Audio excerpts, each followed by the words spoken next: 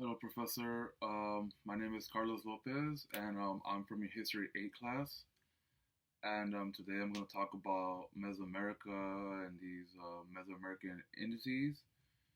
And it's really interesting though because since I started LBC or even in high school, I don't really I don't recall learning anything really before 1492. Everything we learned about was about usually just the Mayan, the Inca, and the Aztec, but was more really about like their downfall when Christopher Columbus landed in America was around 1492, like I said.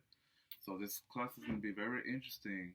But apart from that, I'm here to talk to you about a few entities slash priests. So I'm going to start with the Tlaloc priests. Um, Excuse my pronunciations. These are kind of a little hard to pronounce for me. They're little tongue twisters, but anyways, this is a Tlaloc priest. As you can tell, he's really colorful, blue, light brown, black. You know, all of these different colors. He's very decorative, very colorful. He has a black mask or black paint. Sorry. And what's interesting about this priest is he has the same attributes as the Tlaloc entity, and those attributes are, you know,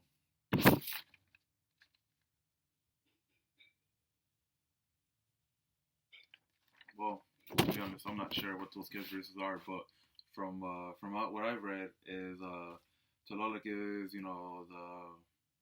the entity of rain, water, agriculture. So I'm sure he has same attributes like that, like I said.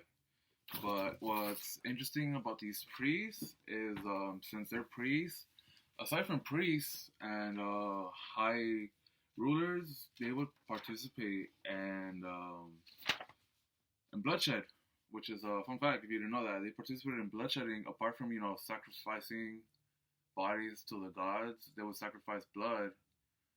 And what's interesting about these priests is that they would choose painful areas in their body to, withdraw blood, shed blood, whatever.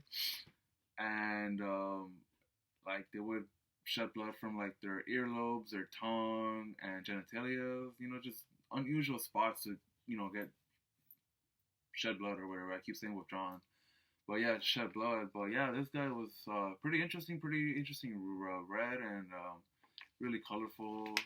It was pretty cool drawing. Don't really, we're not drawing, but coloring in. It's really relaxing. So that was nice. So yeah, that's the Tlaloc priest for you. And now I'm gonna talk about the Tlaloc entity himself. Very colorful guy. As you can see, he's blue, um, red fangs. Big old goggles, black.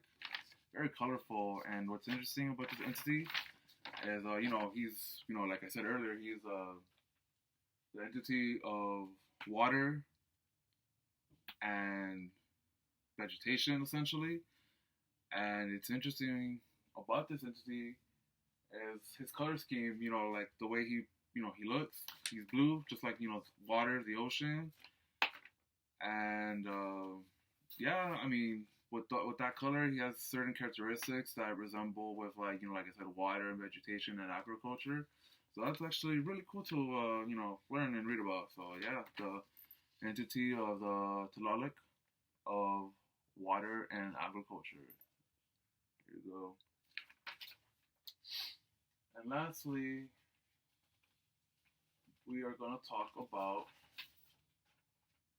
Oyashiki. Very, very interesting. This is actually my favorite one to color. It took me a little while, but it was very cool. And like obviously before the whole coloring process, it looked just it looked like it was like a art like a como te digo art exhibit, just like from a art gallery or something like that. And as soon as I started reading and reading the lectures, reading the watching the videos about all these, Kolike, Koshalike, and Huitzilopochtli. I'm not sure if I said all those names right, but you get it. Um, yeah, like I was saying, as I was coloring these things in, yeah, it's crazy because like I couldn't tell. Like if you, I don't know if you could tell, but she's like not all there. Like she's like cut in chunks because she was thrown off Snake Mountain. As you can see right there, her head's chopped off, and I didn't notice that until I started coloring it in. And then that video that you posted in the syllabus or Canvas lecture, they were talking about like, oh yeah, she's like broken in pieces, and she fell out since Whitley Patchley threw her off Snake Mountain. But that was actually really cool. Honestly, I probably wouldn't have noticed that. But yeah, she's all like torn into pieces, and the background is all the blood. But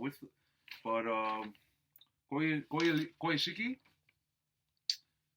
her name stands for belt cheeks, and she's the daughter of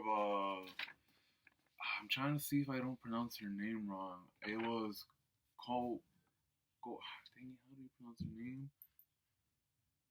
Goadaliker. That was her mom, I believe. I'm not sure if I got the pronunciation wrong. Like I said, these are hard for me to pronounce, even though I've been studying about it a while. And what's interesting about this thing or this whole story dilemma with Whistler Patchley and his sister and their mom is like, well, she lived in Snake Mountain essentially, and so did Whistler Patchley. And she was brooming, or she had the broom. She was just cleaning, and a feather from the sky just magically just fell and was impregnated. And for some odd reason, Koyashiki was enraged. I don't really know why she was enraged, but she was.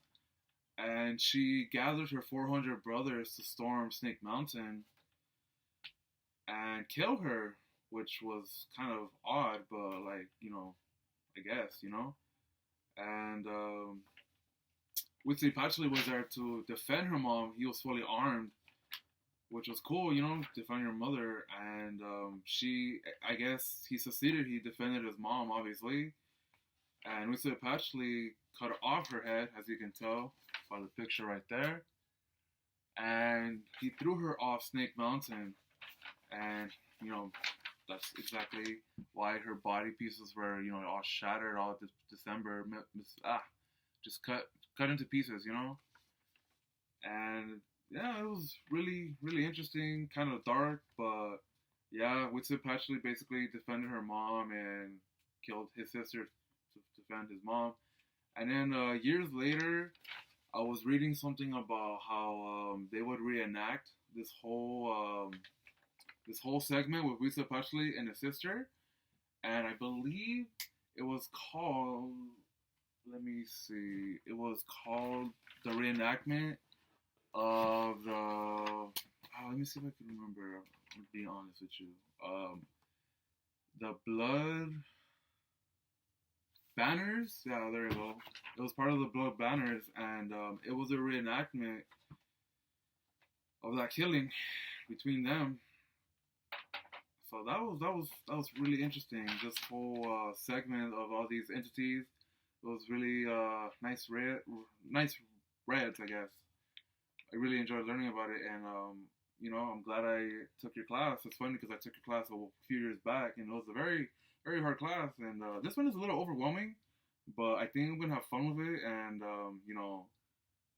get better with writing and citations because I kind of struggle with that because I'm not really good at writing, and I just barely started going back to school. So it's gonna be a fun semester, and I'm glad you're my professor. I had you, like I said, a while ago, and you were a really good professor. But yeah, can't wait to learn more about my culture, Mesoamerica, and any other stuff that I don't know of. So thank you.